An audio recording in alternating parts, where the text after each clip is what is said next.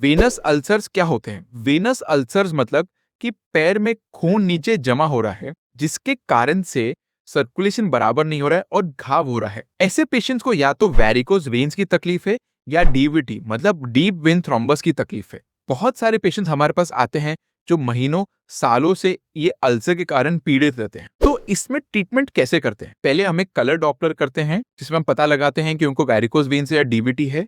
Second step में हम उनको इसका ट्रीटमेंट करते हैं, वैरिकोज वेन्स के लिए लेजर ट्रीटमेंट और डीवीटी के लिए वेनोप्लास्टी। और तीसरा, हम उनको फिर ड्रेसिंग एडवाइस करते हैं। अगर घाव छोटा है तो normal dressings with compression bandage या स्टॉकिंग्स रेकमेंड करते हैं, बट अगर घाव बड़ा है तो उनको हम 4 लेयर बैंडेज रेकमेंड करते हैं। तो 4 लेयर बैंडेज होता क्या है? 4 लेयर बैंडेज मतलब हम एक बैंडेज बांधते हैं जिसको 4 लेयर्स देते हैं। आइडिया यह है कि पैर में इतना प्रेशर देना है ताकि जो खून स्किन में जमा है वो जमा ना हो और सर्कुलेशन बेटर हो जाए। इस वीडियो के माध्यम से हम आपको बताएंगे कि 4 लेयर बैंडेज कैसे बांध सकते हैं, ताकि अगर आप दूर रहते हैं तो ये ट्रीटमेंट आप घर पे भी कर सकते हैं, ताकि पेशेंट को अच्छी ट्रीटमेंट मिले और वो जल्दी रिकवर हो जाए। तो आपके सामने ये जो 4 लेयर का बॉक्स दिख रहा है उसमें 5 लेयर्स है। तो पहला लेयर है उसका नाम है प्लेन स्टॉकिनेट, सेकेंड लेयर है उसका नाम है ऑर्थोपेडिक बैंडेज, थर्ड जो लेयर है वो है cotton compression bandage, fourth layer है उसका नाम है कंप्रेशन बैंडेज और फिफ्थ लेयर है उसे नॉन वोहेन कोहेसिव बैंडेज बोलते हैं। तो सबसे पहले आपके सामने जो जख्म दिख रहा है उसके ऊपर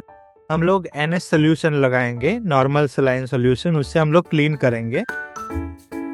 दूसरा हम लोग बेटाडीन सोल्यूशन से उसे क्लीन करेंगे।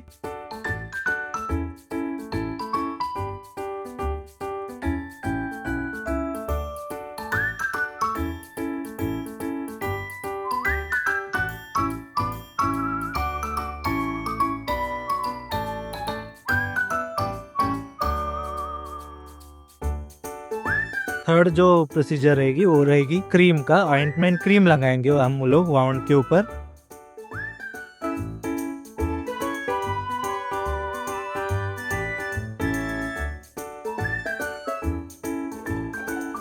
फोर्थ प्रोसीजर है बैक्टीग्रास, एक जाली जैसा बैंडेज रहता है उसे लगाएंगे बैक्टीग्रास करके।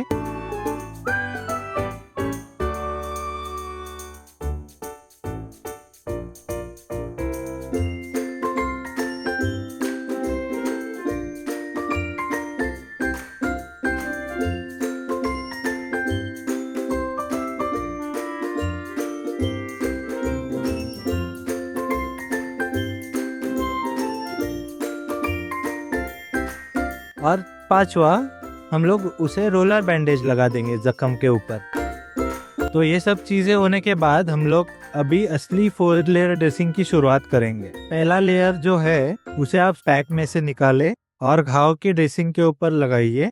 सेकेंड लेयर जो है ऑर्थोपेडिक बैंडेज का, ऑर्थोपेडिक बैंडेज को पैर की उंगलियों के आधार से घुटने तक स्पाइरल तरीके से ओवरलैप करके लगाइए। इसे हमेशा कंप्रेशन बैंडेज के नीचे आप उपयोग कीजिए। तीसरा जो लेयर है वो है कॉटन कंप्रेशन बैंडेज का। कॉटन कंप्रेशन बैंडेज को भी आप स्पाइरल तरीके से ओवरलैप के साथ ही लगाइए।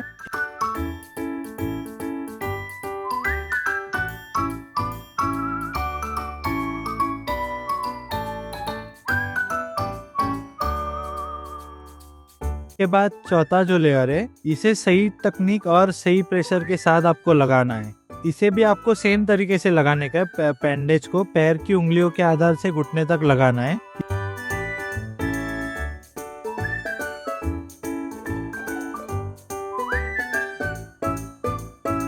इसे चिपकने के लिए एक एडेसिव टेप का उपयोग कीजिए। पांचवा जो लेयर है उसे नॉन वोहेन कोहेसिव बैंडेज बोलते हैं। ये बैंडेज थोड़ी स्टिकी रहती है, इससे आपकी जो ड्रेसिंग है वो निकले नहीं।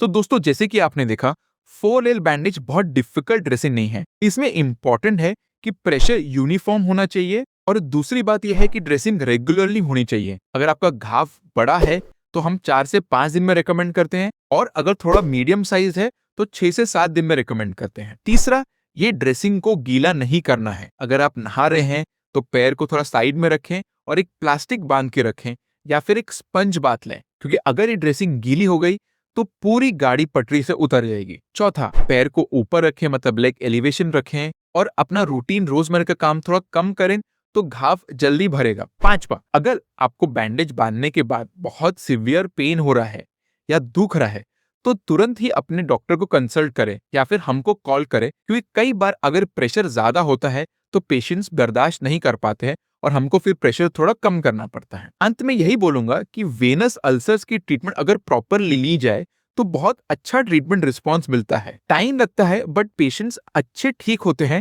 और वैसे ही मेंटेन फिर उनको रखना पड़ता है। धन्यवाद।